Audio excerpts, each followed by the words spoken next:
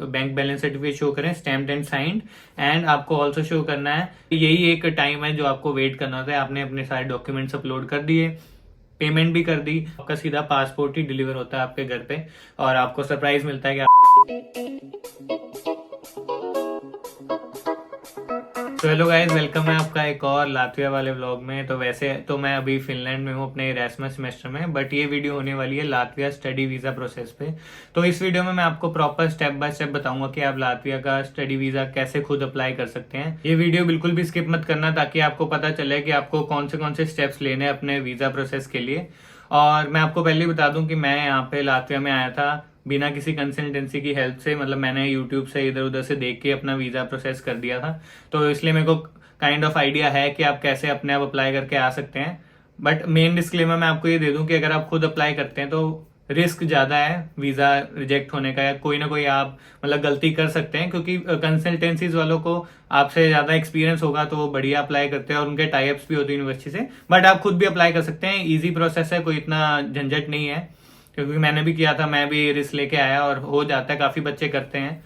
तो स्टार्ट करते हैं, आपको बताते हैं बिल्कुल पहले स्टेप से कि आपको क्या करना है। तो सबसे पहला स्टेप क्या है कि आपको यूनिवर्सिटी और कोर्स सिलेक्ट करना है। तो आप देख सकते हैं लातविया में जौन सी यूनिवर्सिटी, आप किसी में भी अप्लाई कर सकते हैं और आपको जौन सा भी कोर्स सबसे ज़्यादा आपको इंटरेस्टिंग लगे आप उसमें अप्लाई करें। तो फॉर एग्जाम्पल मैंने रीगा टेक्निकल यूनिवर्सिटी में अप्लाई किया था कंप्यूटर सिस्टम्स में। तो कुछ नहीं करना होता, बस आपको उनके पोर्टल में जाना है, अप्लाई नाउ पे दबाना है और एप्लीकेशन फीस भरनी है और अपने डॉक्यूमेंट्स अपलोड करने हैं जो जो वहाँ पे मेंशन होंगे। तो उसके बाद यूनिवर्सिटी को पता चलेगा कि आप इस कोर्स में इंटरेस्टेड हैं, आप अप्लाई कर चुके हैं, आप एप्लीकेशन फीस भर चुके हैं।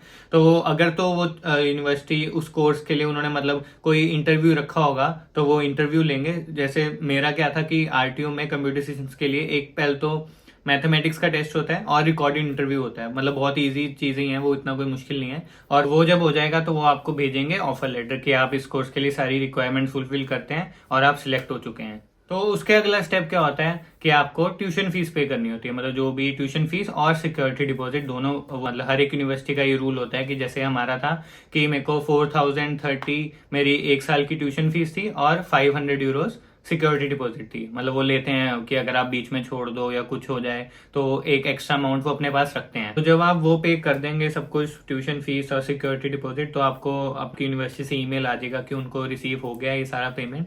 फिर आपको वेट करना होता है वीजा इनविटेशन का। वीजा इनविटेशन कह लो या एआईसी कह लो, वो आता है ओसीएमए से। ओसीएमए एक ऑर्गेनाइजेशन है जो इन सब चीजों में मतलब वीजा वगैरह प्रोसेस देखती है इंटरनेशनल स्टूडेंट्स का। तो उनकी तरफ से वीजा इनविटेशन की आपको वेट करनी पड़ती है। इसमें आपको 1 से 1.5 महीना या 2 महीना भी लग जाते हैं, कईयों को ज्यादा लग जाते हैं। बस इसी मतलब यही एक टाइम है जो आपको वेट करना होता है। आपने अपने सारे डॉक्यूमेंट्स अपलोड कर दिए, पेमेंट भी कर दी, बस आप उस चीज का एआईसी का या वीजा इनविटेशन का वेट करते हैं। तो अगला स्टेप है वीजा इनविटेशन आने के बाद आपको डी टाइप वीजा के लिए अप्लाई करना पड़ता है। मतलब ऑनलाइन जाके वीजा एप्लीकेशन फॉर्म आपको भरना पड़ता है। अब आप सोचते होंगे कि ये डी टाइप वीजा कहाँ से भरना है या कैसे। सी अगर आप खुद अप्लाई करते हैं तो आप अपनी ईमेल डालते हैं, तो कोई भी यूनिवर्सिटी हो, यूनिवर्सिटी आपको ईमेल के थ्रू सब कुछ गाइड करती है कि आपको कैसे करना है। तो जो ये ऑनलाइन डी टाइप वीजा मैं आपको बोल रहा हूँ उसका आपको लिंक आएगा और लिंक डायरेक्टली आप खोलेंगे तो वो पीएमएलपी की वेबसाइट पे जाके आप वो फॉर्म भर सकते हैं और फिर आप उसको प्रिंट करा लें, क्योंकि आपको वो वीएफएस में भी अपने सारे डॉक्यूमेंट्स के साथ देना होगा। अगर कोई कंसल्टेंसी आपकी तरफ से भरती है तो वो अपनी ईमेल वगैरह डालते हैं, तो वो सारी ईमेल्स उनको जाते हैं ताकि बच्चे को मतलब पता ना चले कि ये प्रोसेस कैसे चल रहा है। बट कोई भी यूनिवर्सिटी हो वो आपको गाइड करती है। मेरे को भी आरटीयू ने प्रॉपर स्टेप्स बताए थे कि आपको कैसे सब कुछ अप्लाई करना है। फिर भी कंफ्यूजिंग होता है, बट अगर आप सब कुछ सही से मैनेज करके सही से देखो, प्रॉपरली एक एक चीज को फॉलो करो तो वो हो जाता है। और डी टाइप वीजा होता क्या है? डी टाइप वीजा 90 डेज का वीजा होता है, जो अगर आप लातविया के लिए अप्लाई कर रहे हो तो मिलता है। मतलब आपको सीधा लॉन्ग टर्म वीजा नहीं मिलता, पहले 90 डेज का वीजा लेना होता है, फिर जब आप अराइव करते हो लातविया में तो आपको फिर टीआरपी अप्लाई करना होता है। टीआरपी बिल्कुल अलग चीज है, वो 1 साल का रेजिडेंस परमिट बनता है, उसके भी अलग से प्रोसेस की वीडियो है, वो बाद की बात है। जब आप यहाँ पहुंचो फिर आप अप्लाई करोगे, वो अलग है। बट सबसे पहले इंपॉर्टेंट है डी टाइप वीजा। मतलब ये फॉर्म भरना है, उसको प्रिंट कराना है, क्योंकि ये हमको लेकर जाना है वीएफएस में। तो नेक्स्ट स्टेप है सबसे इंपॉर्टेंट स्टेप कि आपको कौन से डॉक्यूमेंट्स चाहिए, कौन से आपके डॉक्यूमेंट्स आपकी वीजा फाइल में लगेंगे। जो मैं डी टाइप वीजा फॉर्म की बात कर रहा हूँ वो फॉर्म सिर्फ एक पार्ट है हमारे पूरी वीजा फाइल का, और काफ़ी डॉक्यूमेंट्स हैं जो लगते हैं। तो यही एक मेन इंपॉर्टेंट चीज़ होती है कि आपकी वीज़ा फाइल बहुत स्ट्रांग होनी चाहिए। उनसे डॉक्यूमेंट्स मैं बताऊंगा वो सारे प्रॉपरली उसमें होने चाहिए। सबसे पहले आता है आपको चाहिए 2 पासपोर्ट साइज फोटो, तो उसका साइज वगैरह मैं यहाँ पे लिख रहा हूँ, आप वो देख सकते हैं। ये सारी इन्फॉर्मेशन मैं डिस्क्रिप्शन में डाल दूंगा क्योंकि सुनने वक्त और पढ़ने वक्त में काफी डिफरेंस होता है, ताकि जौन से डॉक्यूमेंट्स की मैं बात कर रहा हूँ उनके सारे पॉइंट्स आपको एक ही जगह पे लिखे हुए मिल जाए। तो वो सब मैं डिस्क्रिप्शन में डाल दूंगा, आप बाद में जाके जरूर देख लेना। तो नेक्स्ट डॉक्यूमेंट है आपका मेन पासपोर्ट। आप पासपोर्ट तो लेकर जाएंगे ही वीएफएस में, और आप मेन आइडेंटिफिकेशन पेजेस के कॉपीज भी लेकर जाएंगे। तो अगला डॉक्यूमेंट है जो इनविटेशन की मैं बात कर रहा था, जो एआईसी आती है आपको ओसीएमए से, उसका भी आप प्रिंट आउट निकलवाएंगे। और फिर अगला है कि आपको प्रूफ ऑफ अकोमोडेशन दिखाना होगा। तो आरटीयू क्या करता है, आरटीयू आपको एक गारंटी लेटर आपके मतलब उसी फाइल के साथ ही जो जो आपको मेन डॉक्यूमेंट्स वो देते हैं, स्टडी एग्रीमेंट और ये सब जो देते हैं, उसमें एक गारंटी लेटर भी देते हैं कि हाँ ये बच्चा यहाँ आके हमारे हॉस्टल में रुकेगा। तो बाकी यूनिवर्सिटी भी शायद ये करती हैं, और अगर ये नहीं करती तो आपको अलग से प्रूफ ऑफ अकोमोडेशन दिखाना पड़ेगा कि आप लातविया में जाके पहले कुछ महीने कहाँ रहने वाले हैं। नेक्स्ट है कि स्टडी एग्रीमेंट। जो स्टडी एग्रीमेंट आप साइन करेंगे, जो भी आप यूनिवर्सिटी आपको स्टडी एग्रीमेंट भेजेगी, आप उसको साइन करें, और वो भी एक एक पेज उसका प्रिंट करवा के वो भी अपनी फाइल में जरूर लगाएं। और अब आते हैं सबसे मेन डॉक्यूमेंट, जो सबसे कंफ्यूजिंग डॉक्यूमेंट होता है, कि आपको जो अपनी बैंक स्टेटमेंट दिखानी होती है, बैंक बैलेंस सर्टिफिकेट आपको शो करना पड़ता है कि आपके पास कितने फाइनेंशियल फंड्स हैं।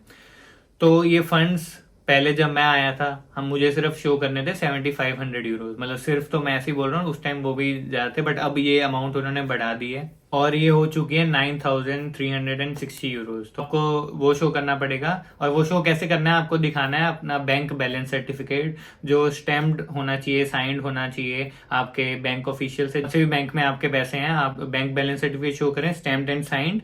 एंड आपको ऑल्सो शो करना है 3 मंथ्स का बैंक स्टेटमेंट और आईटीआर 3 साल का, पिछले 3 असेसमेंट ईयर्स का आपको आईटीआर भी शो करना है। तो ये चीज है जिसमें मैं भी बहुत कंफ्यूज हुआ था। तो मेरी कंफ्यूजन ऐसे बढ़ रही थी कि मेरे को क्या ये अपने अकाउंट में शो करने हैं कि फादर के अकाउंट में शो करने हैं, कि कैसे करना है। तो मैंने मतलब काफी रिसर्च करी थी और मेरे को पता चलता कि अगर मैं फादर के या मदर के या किसी भी स्पॉन्सर के अकाउंट में शो करूंगा तो मेरे को एक तो एफिडेविट लगाना पड़ेगा कि वो मेरे को सपोर्ट कर रहे हैं, और वो अमाउंट आपको डबल शो करनी पड़ेगी अगर आप अपने किसी स्पॉन्सर के अकाउंट में ये पैसे शो कर रहे हैं। तो इसलिए रिकमेंडेड ये होता है कि अपने अकाउंट में शो करो ये पैसे। और बस यही है कि bank statement, bank balance certificate और आईटीआर अपने 3 असेसमेंट ईयर्स का जरूर शो करें। अगला मेन डॉक्यूमेंट होता है ट्रैवल मेडिकल इंश्योरेंस, जो वैलिड होनी चाहिए पूरे शेंगन एरिया के लिए, सिर्फ लातविया के लिए नहीं, पूरे शेंगन एरिया के लिए वो वैलिड होनी चाहिए। और वैलिड होनी चाहिए 90 डेज के लिए, मतलब जितना भी आपको डी टाइप वीजा जो मिलता है 90 डेज का मिलता है, उस पूरे ड्यूरेशन के लिए आपकी वो ट्रैवल मेडिकल इंश्योरेंस वैलिड होनी चाहिए। और इसमें एक और चीज होती है कि जो आप इंश्योरेंस करवा रहे हैं, पहली बात तो आप कोई भी बैंक से करवा सकते हैं, जैसे मैंने एचडीएफसी के ऑनलाइन ही जाके मैंने अप्लाई करके मेरे को मिल गई थी ये ट्रैवल मेडिकल इंश्योरेंस। तो इसमें ऐसा होता है कि जो मिनिमम कवरेज है इस इंश्योरेंस की वो 42,600 यूरोज होनी चाहिए, और उसमें एक्सीडेंटल वगैरह ये सब कुछ भी होना चाहिए। मैं आपको प्रॉपरली वो डिस्क्रिप्शन में जब पैराग्राफ में डालूंगा उसमें आपको दिख जाएगा कि क्या क्या होना चाहिए। मतलब वो ऐसे ही होता है ट्रैवल मेडिकल इंश्योरेंस में, वैसे ये सब कुछ इंक्लूडेड ही होता है। बट हाँ की मेन चीज ये है कि 90 डेज 42,600 यूरोज की उसकी कवरेज, और पूरे शेंगन एरिया के लिए वो वैलिड होनी चाहिए। तो नेक्स्ट आता है टिकट रिजर्वेशन। तो आपको वीजा के लिए टिकट भी शो करनी पड़ती है। अब एक तो आप ये चीज कर सकते हैं कि आप डमी टिकट शो करें, फेक टिकट शो करें, मतलब फेक नहीं होती वो, डमी ऐसे होता है कि पीएनआर जनरेटेड होता है। तो आप ये किसी भी मतलब आप लोकली किसी से भी करवा सकते हैं, जो भी इनकी एजेंसीज वगैरह होती है वहां से आप करवा सकते हैं, जो ट्रैवल हेल्प डेस्क वाले होते हैं उनसे हो जाता है ये। बट मैंने क्या किया था, मतलब मेरे को तब बहुत कंफ्यूजिंग लग रहा था कि ये डमी टिकट क्या होता है, करवानी चाहिए कि सेफ है कि नहीं। तो मैंने वीजा आने से पहले ही अपना मतलब ओरिजिनल टिकट ही, मतलब मैंने फ्लाइट टिकट बुक करवा दी थी और वही लगा दी थी। तो आप वो भी फाइल में ऐसे लगाएं, वो आपके ऊपर है कि आप डमी टिकट लें या तो आप ओरिजिनल टिकट ही अपनी बुक करवा लें। मतलब ओरिजिनल टिकट बुक करवाना एक रिस्क होता है, बट आप वो भी ले सकते हैं। तो नेक्स्ट आता है आपके एजुकेशनल डॉक्यूमेंट। अब एजुकेशनल डॉक्यूमेंट आपको सारे मेन अपने सारे ओरिजिनल्स लेके जाने हैं, बट इसमें ये होता है कि आपको अपोस्टाइल भी करवाने होते हैं। अब जैसे मैं बैचलर्स के लिए अप्लाई किया था मैंने, तो को 10th 12th ये दोनों अपने जो मेन सर्टिफिकेट्स थे इनको अपोस्टाइल कराना पड़ा था। और एक और चीज अपोस्टाइल होती है, वो होती है पीसीसी, बट वो आपको आपके वीजा एप्लीकेशन के लिए नहीं चाहिए होती, मतलब वीजा फाइल में नहीं चाहिए पीसीसी आपको चाहिए होती है टीआरपी फाइल के लिए। बट हाँ वो भी एक काफी इंपॉर्टेंट डॉक्यूमेंट है जो आप वीजा फाइल करने से पहले ही अपना बनवा लें, क्योंकि वो 6 मंथ्स के लिए वैलिड होता है, और वो भी अपोस्टल करवा ही लें जब आप अपने 10th 12th के अपोस्टल करवा रहे होंगे। तो जो मास्टर्स के लिए अप्लाई करते हैं वो अपने बैचलर्स के भी जो भी ट्रांसक्रिप्ट होती हैं उनको भी अपोस्टल करवाना जरूरी होता है। तो ऐसे ही होता है, जैसे बैचलर्स के लिए 10th-12th वाले और मास्टर्स के लिए बैचलर्स के मेन डॉक्यूमेंट बन जाते हैं, तो उनको अपोस्टल कराना बहुत जरूरी है। तो ये चीज अपने बिल्कुल ध्यान में रखें कि अपोस्टल कौन से करवाने हैं। अपोस्टल करवाना भी एक मतलब टास्क होता है। आप अपनी अपनी सिटीज में वैसे सारे होते ही हैं, लोकली आप करवा सकते हैं किसी से भी। तो डॉक्यूमेंट्स तो यही होते हैं जो जो आपको पहले मतलब बिल्कुल तैयार रख लेने हैं आपकी वीएफएस के अपॉइंटमेंट बुक करने से पहले। तो नेक्स्ट स्टेप है जो एक और काफी इंपॉर्टेंट स्टेप है, मतलब सारी स्टेप्स इंपॉर्टेंट है, बट अगला स्टेप है आपका वीएफएस की अपॉइंटमेंट बुक करवाना। तो वो आप वीएफएस की वेबसाइट पे जाके अपॉइंटमेंट बुक करा सकते हैं कि आप लाटवियन वीजा के लिए अप्लाई कर रहे हैं। वहां पे आपको सारे ऑप्शंस आ जाएंगे, उनकी वेबसाइट पे जाके अप्लाई करें और आपको डेट मिल जाएगी। और वहां पे जाके आपको उनकी फीस पे करनी है, वीएफएस की फीस, वो की अपडेट होती रहती है। तो आप वीएफएस की वेबसाइट पे देख सकते हैं कि कितने पैसे आपको पे करने हैं। तो वो पे करेंगे आप वहां जाके, और ये सारे डॉक्यूमेंट जो जो मैंने बोले इन सब का एक फाइल बना के लेके जाएंगे। अपना पासपोर्ट ये सब कुछ उनको देंगे, उनको दिखाएंगे जो जो डॉक्यूमेंट्स वो उनको रखने होंगे वो अपने आप रख लेंगे। इसमें कोई डरने वाली बात नहीं कि कौन से डॉक्यूमेंट्स लेके जाऊं या क्या। मतलब मेरी सजेशन यही रहेगी कि सारे ओरिजिनल्स भी लेके जाओ और सबकी फोटो कॉपीज भी लेके जाओ, ताकि जो जो वो आपको बोले आपके पास ऑन द स्पॉट हो वो चीज। और जब आप ये सब हो जाएगा आपका, तो वो आपको बताएंगे कि आपका वीजा इंटरव्यू है या नहीं है। अब जैसे कि बैचलर्स वालों के लिए लातवियन वीजा के लिए वीजा इंटरव्यू होता है, मतलब एम्बेसी इंटरव्यू होता है। तो मेरा था, तो उन्होंने मेरे को जो रिसिप्ट देते हैं वो कि हाँ आपके सारे डॉक्यूमेंट्स आ गए, उसमें एम्बेसी इंटरव्यू का भी डेट दे दिया था, जो बिल्कुल एक 1 वीक के बाद था।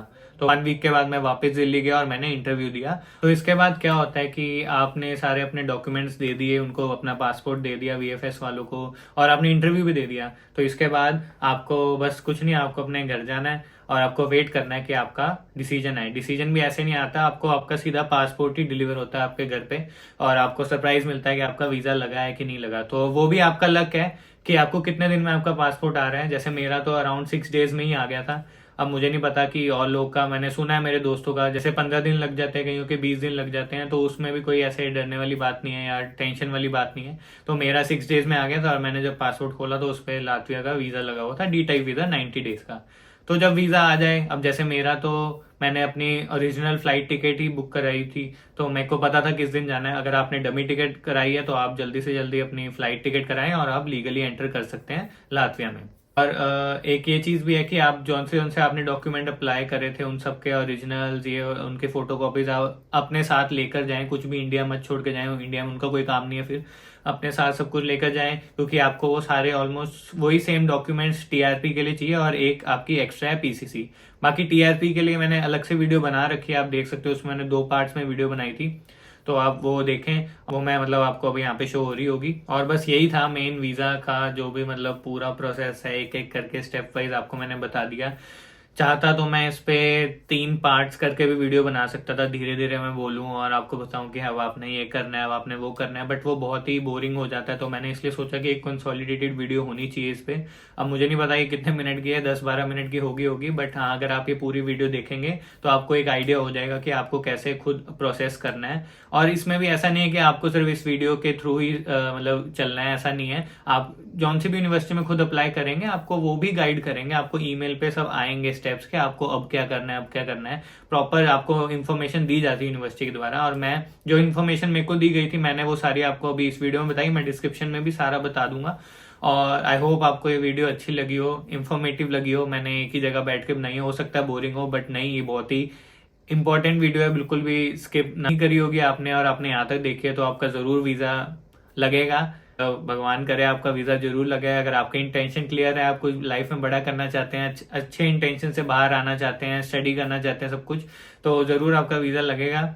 और प्रोसेस बिल्कुल सही करना, कोई भी ये बैंक स्टेटमेंट ये सब में कंफ्यूजन मत रखना। कोई भी कंफ्यूजन हो तो आप किसी भी, आपको एक हैक बताता हूँ, आप किसी भी कंसल्टेंसी को कॉल करके सीधा उस स्टेप के बारे में पूछ लो। वो बोलेंगे कि आप हमसे अप्लाई करवा लो, बट आप उनसे अप्लाई मत करवाओ, उनको बोलो कि हमें ये वाला बस ये कंफ्यूजन है कि इसमें ऐसे कैसे होना है, तो वो आपको थोड़ा तो गाइड कर ही देंगे अगर आपको कंफ्यूजन आ रहा है तो। बाकी तो इतना कंफ्यूजिंग नहीं है, आपको मैंने भी बता दिया और आपको सारी यूनिवर्सिटी भी बता देती है कि आपको क्या कैसे कैसे क्या करना है। तो अब चैनल को जरूर सब्सक्राइब करें और वीडियो को जरूर लाइक करें अगर आपने यहाँ तक देखी है। और भी आप वीडियोस चेकआउट कर सकते हो, मेरी लातविया पे काफी वीडियोस हैं। और अभी मैं जैसे फिनलैंड में हूँ तो फिनलैंड के बारे में मैंने वीडियोस बनाई हैं, और इरेस्मस के बारे में बनाई है, वो भी जरूर देखें और जरूर सपोर्ट करें ताकि मेरे को मोटिवेशन मिले कि मैं आगे और भी वीडियोस बनाऊं। और जो से भी टॉपिक पे आपको वीडियो चाहिए उसको कमेंट जरूर करें ताकि मेरे को भी एक ध्यान में रहे कि हाँ अगला टॉपिक ये हो सकता है और मतलब मेरे व्यूअर्स ये चाहते हैं देखना।